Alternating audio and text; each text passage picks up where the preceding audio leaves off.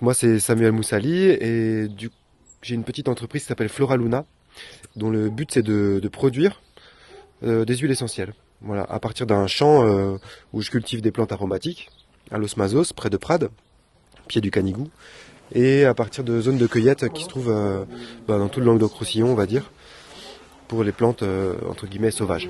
Et donc après, une fois que j'ai ces plantes-là, j'ai un laboratoire et un atelier de transformation avec un alambic qui permet de transformer ces plantes en huile essentielle.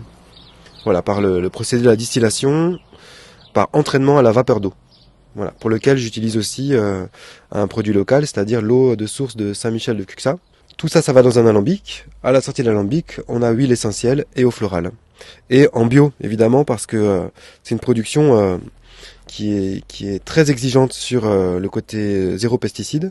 Donc il faut avoir des champs parfaitement indemnes de pesticides et des zones de cueillette aussi hyper protégées. Ça fait 4 ans maintenant que je suis installé, que ça marche de mieux en mieux. Je commence à en vivre. Et l'actualité du moment, c'est le changement d'alambic. Et pour ça, d'ailleurs, la moitié du financement de cet alambic, qui vaut 22 000 euros au minimum, c'est ouvert en financement participatif sur KissKissBankBank, Flora Luna.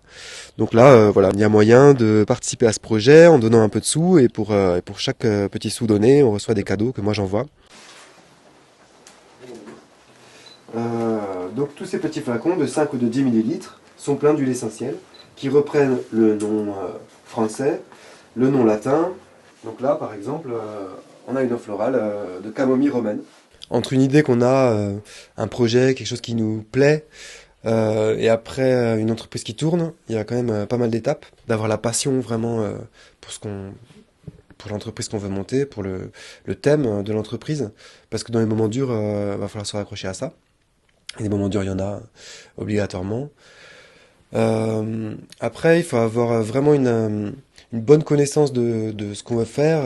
Donc on va allier passion, motivation, on va allier connaissance, réflexion avant le projet. Et après, une bonne assurance et des bonnes capacités de gérer une petite entreprise, quoi. Voilà.